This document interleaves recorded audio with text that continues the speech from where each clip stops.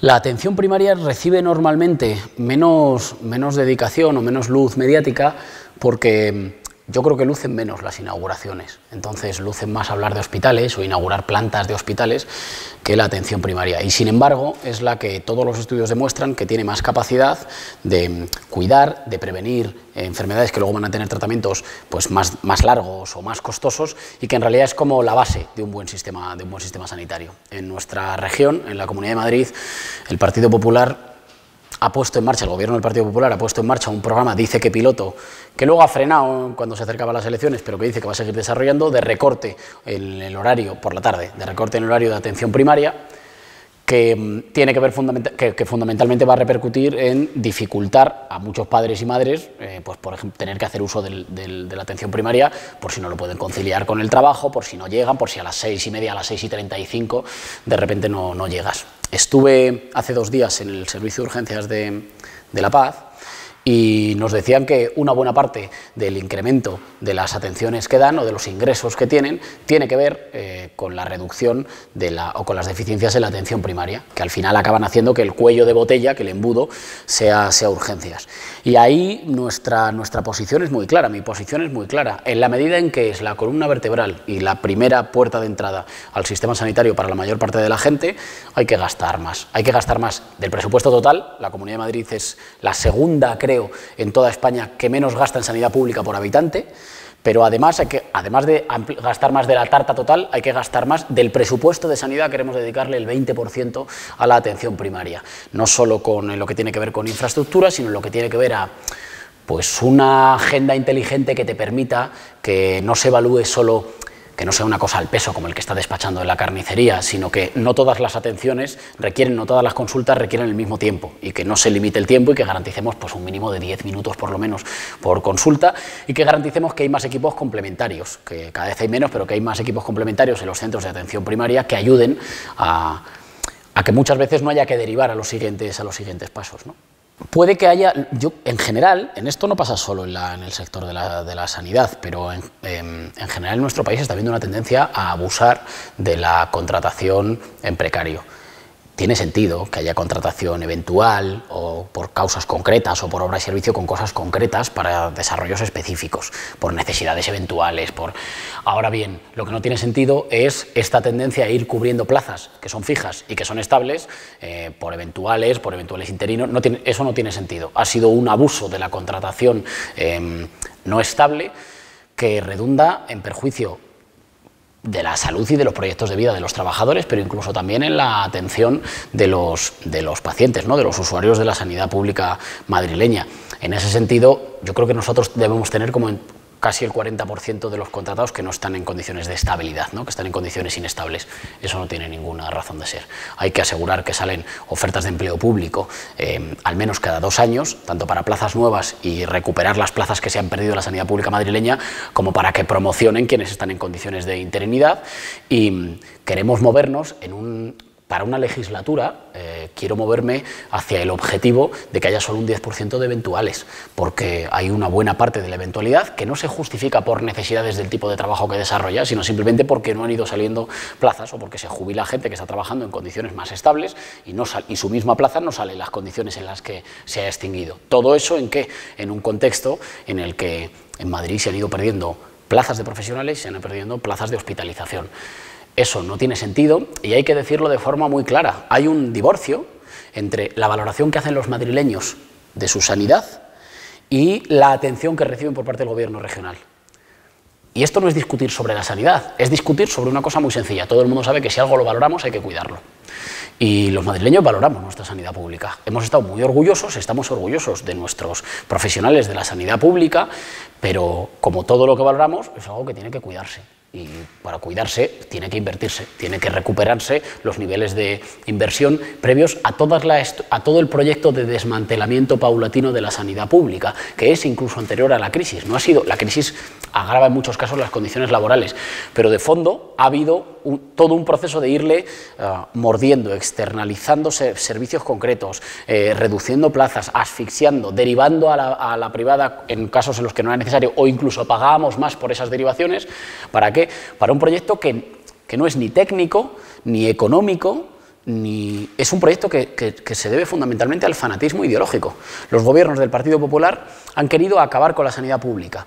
Acabar no es acabar del todo, porque como hay sectores que no van a ser rentables, los que no son rentables, eso sí, se le dejan a la pública. Pero irle entregando a la privada todo aquello que pueda ser rentable. ¿Por qué? No hay una razón, por supuesto no hay una razón sanitaria, pero tampoco hay una razón económica, porque es que en muchos casos nos ha salido más caro. Nosotros pusimos una denuncia ante Fiscalía Anticorrupción denunciando que la Consejería de Sanidad sabía, o sea, estaba actuando a sabiendas de que cuando derivaba pacientes de un hospital público a hospitales concertados o privados, pagábamos todos los madrileños hasta 6 veces más. Y entonces, si no era por economía, ni era por razones sanitarias, ¿por qué era?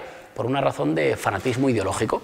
Acabar con una idea de la que estábamos profundamente orgullosos, que es que los madrileños podemos sostener un sistema de acuerdo con las necesidades que luego necesitamos, podemos cooperar y sostener un sistema que cuida de todos los habitantes de nuestra región, en las buenas y en las malas.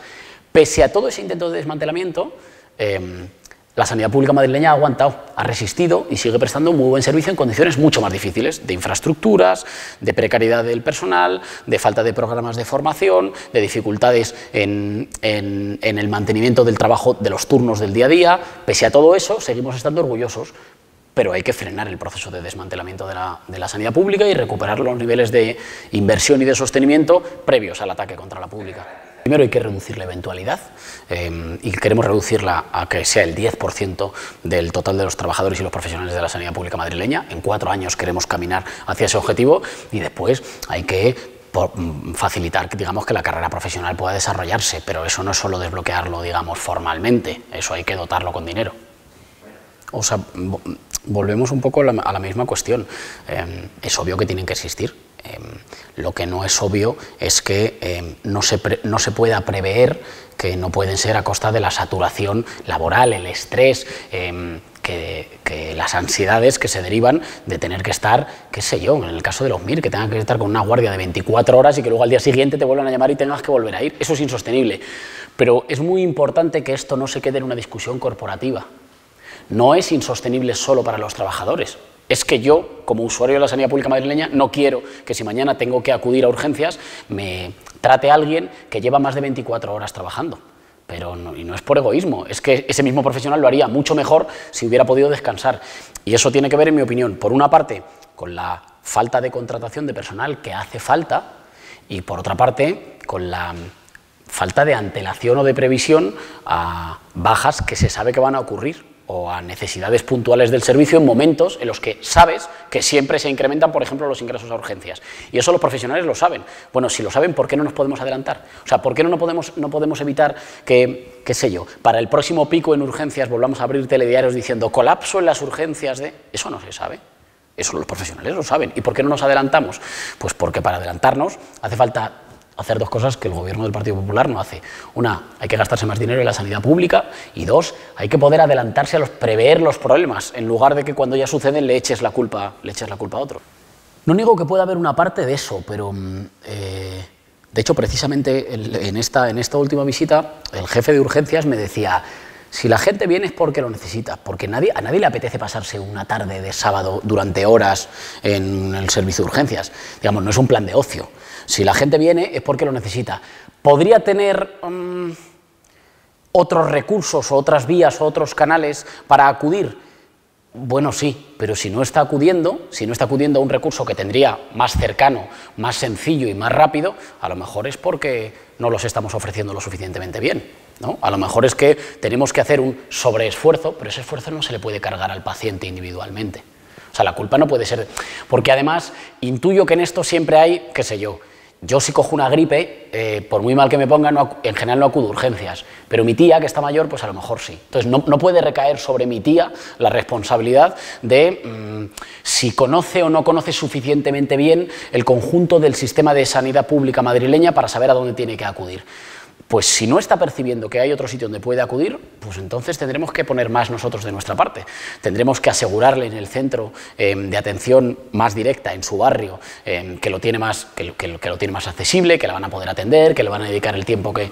Quiero decir, yo no soy muy partidario como de cargar la responsabilidad sobre los hombros de los pacientes que acuden, porque no creo que nadie lo haga, no sé, por voluntad propia. Que la gente a veces lo retrasa o espera un día o de repente, bueno, pues ofrezcamos otras vías. Si no queremos que se colapsen, ofrezcamos otras vías, porque nadie va por gusto. O sea, yo tengo una cierta hipocondria y si puedo, no acudo a las urgencias. No me gusta mucho hacerlo. Si acudo es porque, qué sé yo, porque veo que no tengo alternativas a mi alcance, pues tendremos que esforzarnos más en ofrecérselas. Claro, en Madrid, durante los años en los que más se recortaba el presupuesto para la contratación de personal, sin embargo, se cubría o se aumentaba levemente a través de la formación. Es decir, que estábamos utilizando a los profesionales que estaban haciendo el MIR para funciones que no siempre tenían por qué ser las suyas. Y ahí hay que hacer varias cosas. Ahí, por una parte, hay que ponerse un poco más firmes y hay que incrementar las funciones de supervisión, porque cuando no se está haciendo algo, cuando se está haciendo con una carga de trabajo que no es la que te corresponde, pues eso hay que supervisarlo, porque no puede ser, porque no se puede. Creo que fue, no sé dónde fue, no sé si fue en el 12 de octubre, que hubo una movilización, una protesta por los trabajos, una huelga, ¿no? Vale, por los trabajadores del MIR que trabajaban en urgencias y que decían, mire usted, así no podemos atender en las condiciones que deberíamos a los madrileños que vienen a tratarse, ¿no? Me interesa mucho señalar esto, para que cuando el ciudadano nos lea, nos escuche o escuche a los profesionales de la sanidad, no crea que está ante una reivindicación egoísta. Es muy importante romper la barrera exclusivamente de las demandas corporativas para explicarle al conjunto de la Comunidad Autónoma de Madrid que cuando los profesionales de la sanidad están reclamando algo que es nuestro. Es decir, que por aquello que están demandando nos beneficia a todos, porque yo también quiero tratarme por profesionales que estén trabajando con menos horas a sus espaldas, que se hayan podido formar mejor, que hayan podido desarrollar su trabajo en mejores condiciones. Entonces, hay que hacer supervisión para que no se pasen de las horas estipuladas, para que no se cubran cosas estirando demasiado donde no se tiene que estirar, y luego, vuelvo a insistir, es que cuando en algún sitio estamos tapando agujeros utilizando gente que está haciendo el MIR o gente que está haciendo más horas de las que debería, eso es porque hay un agujero estructural que se tiene que tapar. ¿Y cómo se tapa? Con más contratación. Tienen que salir más plazas para contratar a más personal. Cito de memoria, pero diría que en Madrid estamos muy por debajo de la media de contrataciones o de personal de enfermeras y de enfermeros, que hay de la media, como un 35-40% por debajo de la media nacional. Cuando muchas veces los enfermeros y las enfermeras son quienes más impacto tienen no solo en el tratamiento, sino en el tratamiento, la recuperación y la atención, digamos, el bienestar en el día a día cuando te han tenido que tratar. Yo creo que todo el mundo que ha pasado por un tratamiento un poco más largo sabe que al final la diferencia entre qué sé yo, que salgas un poco más adelante, que tu paso por el hospital o por donde estés se te haga un poco más llevadero, que estés un poco más a gusto y por tanto, porque muchas veces los factores anímicos o psicológicos tienen mucho que ver con las posibilidades de recuperación, por tanto que afrontes mejor la superación pues, de la patología que te ha llevado a tratarte, tiene mucho que ver con la enfermería.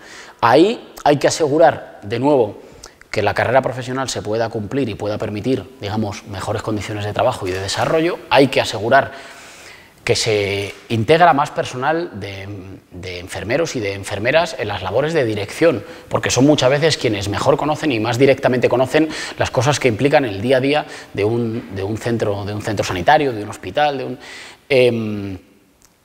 y tenemos que garantizar que las condiciones se pueden desarrollar, o que su trabajo se puede desarrollar en condiciones, digamos, de nuevo, de menos precariedad y de menos eventualidad. Creo que estamos hablando de un sector, digamos, lo digo así, laboral, que está en el corazón, en realidad, del sistema público y que hay que garantizarle que pueda, no solo que trabaje en mejores condiciones, sino que pueda contribuir a ayudar al sistema público de salud.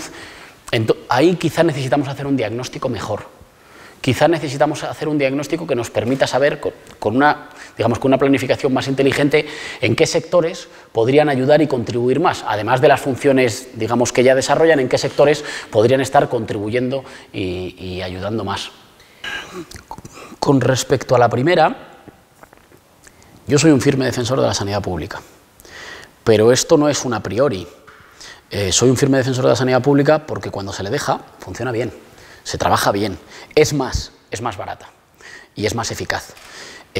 Así que defiendo el derecho de todo el mundo a tratarse en la sanidad privada si así lo decide, así lo quiere pagar, pero yo quiero garantizar que la sanidad pública de los madrileños puede desarrollar su trabajo bien, porque es muy buena. Y quiero poder confiar en ella. Así que quiero que pueda hacer su trabajo sin privilegios para la privada y sin zancadillas o sin asfixias. Y luego que quien quiera, por supuesto, con su dinero, faltaría más, sea libre de atenderse donde le parezca mejor, ¿no? ¿Es posible que en algunos casos haga falta la colaboración? Sí, pero yo me querría hacer antes la pregunta anterior. Y la pregunta anterior es, ¿lo podemos desarrollar nosotros en la pública? Y no vaya a ser que en muchos casos acabemos pagando más en la pública por desarrollar cosas que las ha desarrollado la privada, a veces favoreciéndose de tratos privilegiados y por las que luego todos acabamos pagando más, ¿no? Pero sí, digamos, no tengo a priori. ¿Se puede colaborar? Sí, pero yo siempre me hago antes la pregunta, ¿no será acaso que lo podemos hacer mejor, más barato y más eficaz en la pública? Y en mi opinión, y en opinión de la mayor parte de los profesionales, la respuesta casi siempre es que sí, ¿no? Con respecto a los médicos que compatibilicen, siempre que hablo en estas cosas, yo quiero ser presidente de la Comunidad de Madrid, no porque tenga las respuestas para todas las preguntas, sino porque tengo un método, que es que en las preguntas en las que no tenga la mejor respuesta, sé a quién preguntarle, ¿no? Y sé a qué expertos preguntarle. No entiendo mucho este sistema de gobierno del Partido Popular que ha legislado sobre educación pública sin preguntarle a los maestros, legislado sobre sanidad pública con la inmensa mayoría del sector sanitario en contra o desatendido, o que legisla sobre energía sin preguntar a quienes saben sobre energía, o sobre transporte público y movilidad sin preguntarle a los profesionales y a los usuarios. Así que sobre esto, como siempre he tenido dudas y lo que he hecho ha sido preguntar. Y cuando pregunto, lo que me dicen es que hay un vivo y encendido debate entre la profesión, que yo creo que hay que dejar que se desarrolle y que se llegue a una conclusión. Y yo lo que tengo sí que es una apuesta, que es si alguien decide dedicarse exclusivamente, o para que alguien decida dedicarse exclusivamente a la pública, eso hay que gratificarlo, eso hay que cuidarlo. Eso no significa penalizar lo otro. Eso significa que si alguien decide que quiere hacer su trabajo exclusivamente en el centro público donde lo desarrolla, bueno, yo a ese quiero premiarle. Y quiero bonificar ese tipo de comportamientos. Y luego quien quiera, pueda, le dé el tiempo, la hora, la dedicación para hacer las dos cosas, pues oye, que lo haga, y creo que ese debate entre los profesionales y en el mundo de la salud se tiene que ir desarrollando. Y yo ahí no me meto. Lo que sí que quiero hacer es digamos, proteger y cuidar y gratificar al que decida una dedicación exclusiva a la pública. Con respecto a la donación, pues yo creo que hay que estarle agradecidos, ¿no? Cuando alguien que tiene mucho dinero decide gastar algo de dinero en algo que es bueno para todos, pues eso está bien, ¿no? Y hay que estarle agradecidos. Podría haber hecho otra cosa. Hay algunos multimillonarios que cogen todo ese dinero y en vez de gastarlo en máquinas para curar a los españoles, se lo llevan a Andorra o a las Islas Caimán. Bueno, pues yo prefiero que hagan eso. Ahora bien, nosotros tenemos un Estado.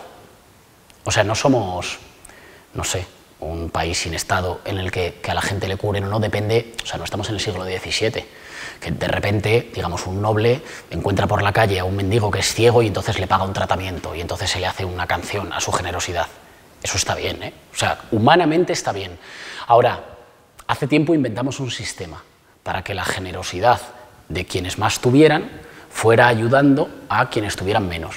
No solo por justicia, sino porque era más eficaz. Una sociedad con menos pobreza es una sociedad que a la larga gasta menos en sanidad, gasta menos en dificultades sociales, gasta menos en tratamiento, digamos, de clases pasivas que no pueden entrar al mercado laboral y por lo tanto no pueden contribuir, gasta menos en pensiones no contributivas. Hace tiempo aprendimos que éramos más prósperos si establecíamos unas mínimas condiciones para todos que aseguraran la igualdad de oportunidades. ¿Por qué? Porque así asegurábamos el talento de todos. Las sociedades más desiguales son las sociedades en las que mucha gente se va cayendo a la cuneta por golpes de mala suerte, por enfermedades, por crisis, por dificultades personales, por herencias familiares que nacen en un hogar con muchas dificultades, se van cayendo en la cuneta y luego no pueden volver a, digamos, reincorporarse al esfuerzo social para que nos vaya mejor a todos. Eso es ineficaz. Digamos, la desigualdad es muy ineficaz. Los países más prósperos no son los países donde unos pocos viven muy bien, sino los países donde el nivel de vida medio de todos es un poco mejor y se asegura 3 o 4 instituciones muy importantes que hacen que esto no sea la ley de la selva. El que tenga suerte tiene suerte y el que no se fastidia. Aseguran que somos una sociedad, que nos cuidamos. ¿Cuáles son esas, las más importantes? La sanidad, la más importante. La educación, para asegurar que si tú naces en un hogar muy golpeado, muy empobrecido, tienes posibilidades de salir. Hoy ha presentado un informe Save the Children que dice que en Madrid, si eres un niño que nace en una familia pobre, tienes 8 veces más posibilidades de repetir curso que si naces en una familia más acomodada. Y que dice que el 85% de los niños que nacen en una familia pobre se van a morir pobres. Eso no es solo una injusticia ética. ¿Eso qué significa? Significa que hay en esos sectores de la sociedad da igual el talento. Porque en esa gente que nace en familias más pobres, puede que haya posibles neurocirujanos, ¿verdad?, que podrían aportarle mucho a la sociedad. Pero como no tenemos un sistema de igualdad de oportunidades que nos permita aprovechar su talento, ese talento se va a tirar. No estoy hablando solo de justicia social, estoy hablando de eficacia económica. Bueno, pues uno de los pilares más importantes decía sanidad, decía educación, decía seguramente el sistema de la seguridad social y de pensiones. Seguramente la piedra angular es el sistema de la sanidad. Está muy bien que un millonario done, pero preferiría que no dependiera de la generosidad, porque a lo mejor Amancio Ortega ha sido muy generoso, pero puede haber otros que no lo sean. ¿Qué nos hemos inventado para que no dependa de que algunos un día sean generosos y otros otro día no lo sean? Nos hemos inventado el sistema fiscal. El sistema fiscal asegura que con los esfuerzos de todos los madrileños, esfuerzo pequeñito de quien está peor, esfuerzo un poquito más grande de quien está mejor, podemos sostener una sanidad pública de vanguardia, de primera. En Madrid tenemos tan bonificado el impuesto de sucesiones y de patrimonio, ojo, no el de la clase media, el de la gente que hereda pues, más de 1 millón de euros, por ejemplo, lo tenemos tan bonificado que 4.000 tipos, los 4.000 tipos más ricos en Madrid, no la clase media el PP la ha hundido y hay que recuperarla, pero los 4.000 tipos más ricos se les perdona sistemáticamente los impuestos a las más grandes fortunas. ¿Cuánto dinero dejan de pagar esos 4.000 tipos al año? 1.000 millones. Eso significa que nosotros podríamos hacer como 25 veces la obra filantrópica de Amancio Ortega si simplemente le dejáramos de perdonar lo que deben a los millonarios. No estoy hablando de subir los impuestos, digo no perdonárselos, porque a los autónomos no se les perdona. Así que si a los autónomos no se les perdona, si a una pyme no se le perdona o si a un pensionista no se le perdonan los impuestos, ¿por qué le vamos a perdonar los impuestos a los 4.000 tipos más ricos de Madrid? Yo no les deseo ningún mal, les deseo que cumplan como cualquier autónomo, como cualquier hijo de vecino. Y si lo hicieran, pues no dependeríamos de las donaciones generosas, que oye, que cuando vengan es de bien nacido ser agradecido. Muchísimas gracias por la donación, pero quiero que no tengamos que depender de eso. Con respecto a la inversión, digamos, en tecnología, en máquinas, en investigación, que nos permita ser más punteros, tampoco es una decisión de gastar más o menos, es una decisión de en qué te lo gastas. Ojo, porque cuando a veces no invertimos, nos lo acabamos gastando en tener que pagar los tratamientos en un centro privado o en tener que mandar a la gente a otro lugar. En realidad es como en la ciencia elegir si tú te vas a gastar el dinero en laboratorios en Madrid o en pagar las patentes comprándoselas a los alemanes porque allí sí que tienen laboratorios. La decisión no es si gastar más o menos, la decisión es si gastar antes o gastar después. Bueno, pues yo prefiero gastar en inversión que en pagárselo a otros porque hagan lo que podríamos haber hecho nosotros. Es una problemática que excede un poco las capacidades y las competencias autonómicas. Tú lo decías en la pregunta, necesitamos incorporar, o sea, esto tiene que ser un esfuerzo estatal. Nosotros podemos ir avanzando y yo creo que debemos ir avanzando en todo lo que tenga que ver con la investigación y fabricación de medicamentos que se usen, que se receten, que se administren en la sanidad pública.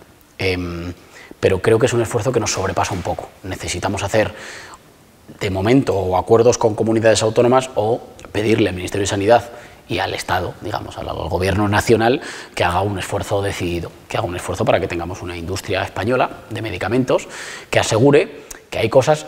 Es posible que haya algunos que la relación entre lo que inviertes y el rendimiento que luego te da pues sea muy a largo plazo, sea muy costosa, pero hay otros, por ejemplo, en los que podría ser, digamos, relativamente sencillo. Cuando hay situaciones de crisis o particularmente complicadas, se demuestra que los poderes públicos tienen capacidad a veces. Bueno, pues no sé por qué no podemos explorar modelos en lo que lo desarrollemos, digamos, para el día a día, avanzando, claro que sí, hacia una industria española del medicamento. estudié y me doctoré en una cosa muy diferente, me doctoré en ciencias políticas, entonces lo conozco poco. Me gustaría asegurar dos cosas.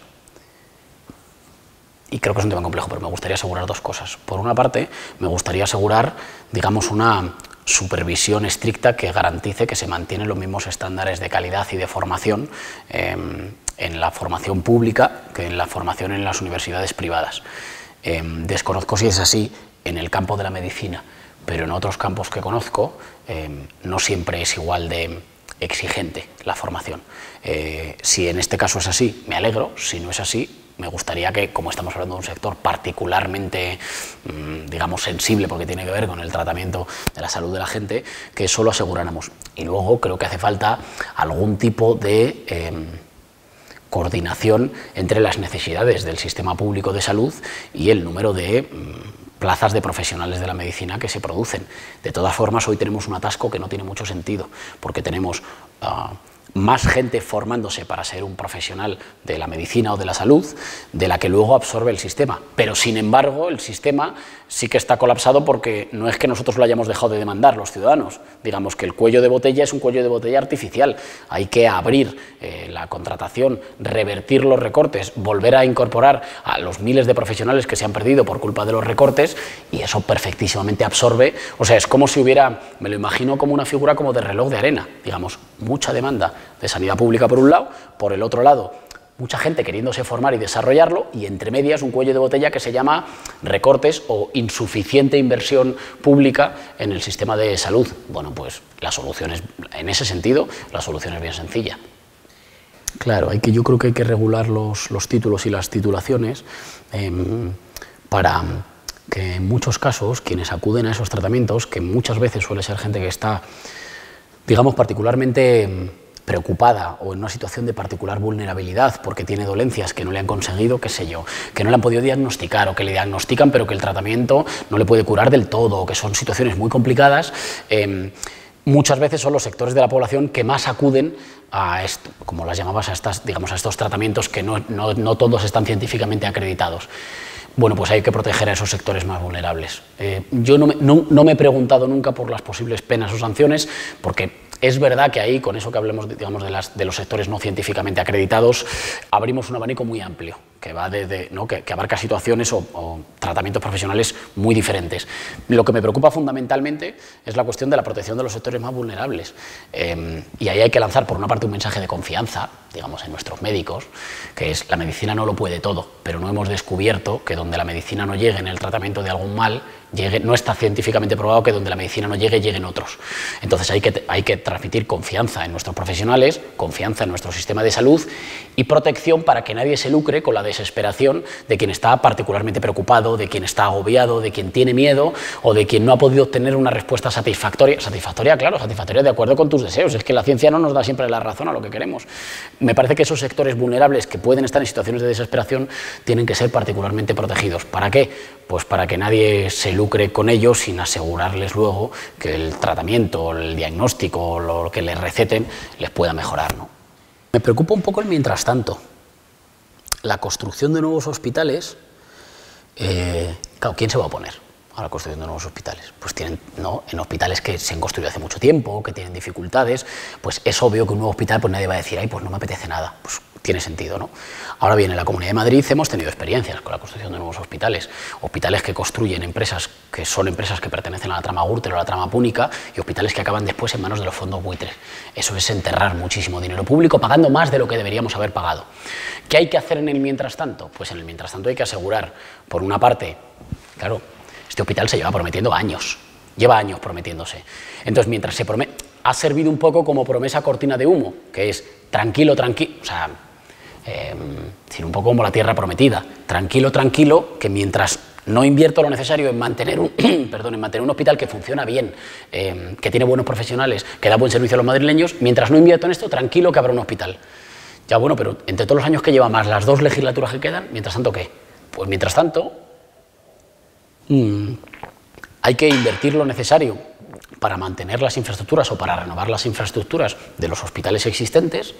Hay que hacer una planificación general que no dependa de ocurrencias de ahora un hospital aquí, un hospital aquí. Necesitamos tener un buen mapa, de cuántos edificios tenemos, cuántos centros públicos tenemos, algunos casi en desuso, cuántas son las necesidades. Eso el área única no permite hacerlo.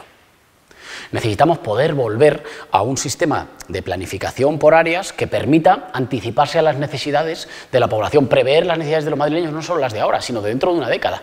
Y, por tanto, tener un buen mapa de qué disponemos, de qué infraestructuras disponemos, qué demanda es la que existe en cada zona o en cada especialidad y cuál es la inversión que vamos a necesitar. Y, por cierto, tiene todo el sentido, y es una cosa a la que le estamos dando vueltas y que queremos presentar, hacer un consorcio con el Ayuntamiento de Madrid. El Ayuntamiento de Madrid y la Comunidad de Madrid. ¿Para qué?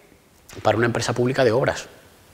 Una empresa pública de obras que haga que podamos construir y remodelar esas pequeñas necesidades que a veces están, no sé, no puede ser que tengamos hospitales que tengan goteras o que tengamos hospitales en los que de repente la calefacción no va o que de repente hay un ala que se tiene que cerrar y para eso tenemos que esperar a tener que licitar, discutirlo, la burocracia, meses. Bueno, pues a lo mejor necesitamos una empresa pública que se encargue de esas reparaciones que aseguren que los hospitales, no me parece mal renovarlos y planificar, mira, pues aquí necesitamos uno nuevo, pero claro, si son 2 legislaturas, mientras tanto, ¿qué? Bueno, pues en el mientras tanto van las condiciones de trabajo de miles de profesionales de la sanidad y las condiciones de atención, digamos, de millones de madrileños. Hay que garantizar, te decía antes lo de hacer el mapa, porque hay que garantizar que somos capaces de cubrir, ojo porque también puede haber especulación, digamos, o ladrillo con la construcción per se de hospitales. Hay que tener un buen mapa y un buen diagnóstico de cuáles son las necesidades y dónde podemos cubrirlas. Hay centros que no están cubriendo todas las necesidades que pueden cubrir y en muchos casos no es por falta de, digamos, metros cuadrados, tiene que ver con falta de infraestructuras, tiene que ver con falta de personal, necesitamos hacer ese mapa. Y antes de hacer ese mapa, por eso lo estamos estudiando tanto ayuntamiento como, o digamos, la candidatura municipal que encabeza Manuela Carmena, como la candidatura autonómica que encabezo yo, tenemos mucho interés en hacer ese mapa que asegure que por encima de las cosas que se inauguran y que quedan más vistosas, somos capaces de garantizar el mantenimiento de lo existente, la renovación de lo existente y una parte de los servicios, te hablaba antes, por ejemplo, de la atención primaria, que a lo mejor no lucen tanto y que son los fundamentales para que funcione bien nuestro sistema de salud pública, ¿no? En Móstoles ha pasado, por ejemplo, con la construcción del segundo hospital. Construyen un segundo hospital, dejan el otro prácticamente desatendido, derivan sistemáticamente a la gente del público que funcionaba a otro y eso no se arregla, digamos, solo levantando otro. Es que en Móstoles hay un hospital que se cae por desatención en infraestructura, por desatención en personal y que los mostoleños valoran. Es que se está produciendo y se ha producido, y no es casualidad, ha sido deliberado, un intento de dejar morir a hospitales o a centros que funcionan bien y que son bien valorados por los vecinos y por los usuarios, por los madrileños, y intentar derivarles sistemáticamente después a otros.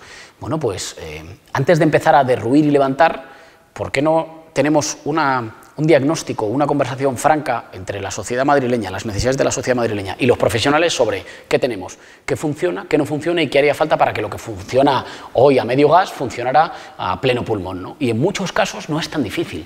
En muchos casos tiene que ver con simplemente escuchar al sector, o sea, escuchar a los profesionales que están trabajando en La Paz, en el 12 de octubre. Hablabas de las encuestas y las encuestas hay que tener cuidado con ellas porque las encuestas pueden marear. A Ciudadanos le pasa muy a menudo que decide su posición en un tema o en otro según cómo den las encuestas.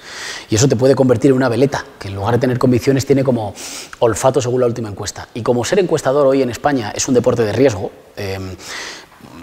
porque las opiniones cambian mucho, porque el clima político va cambiando mucho, a las encuestas hay que mirarlas como de reojo.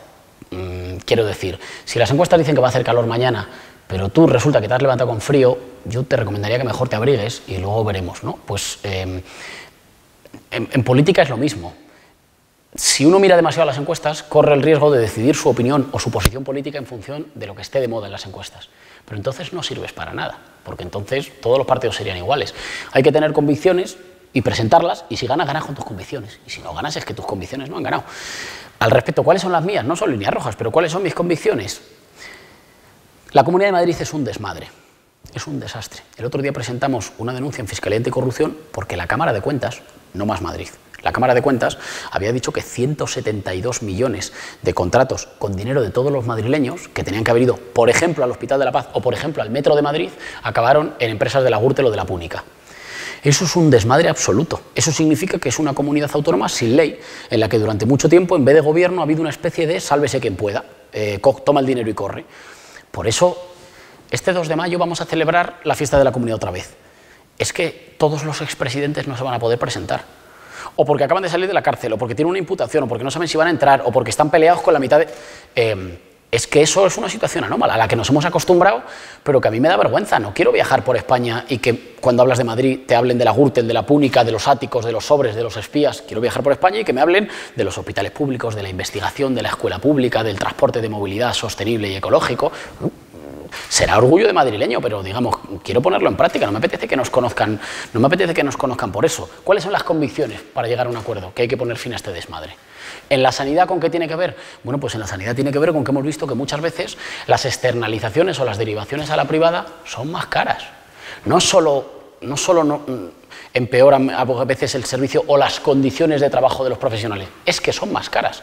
Es que pusimos una denuncia en Fiscalía diciendo que la Consejería de Sanidad sabía que cuando derivaba pacientes de un hospital público a uno privado, sabía que a veces estaba pagando hasta 6 veces por un tratamiento que valdría 6 veces menos en la pública.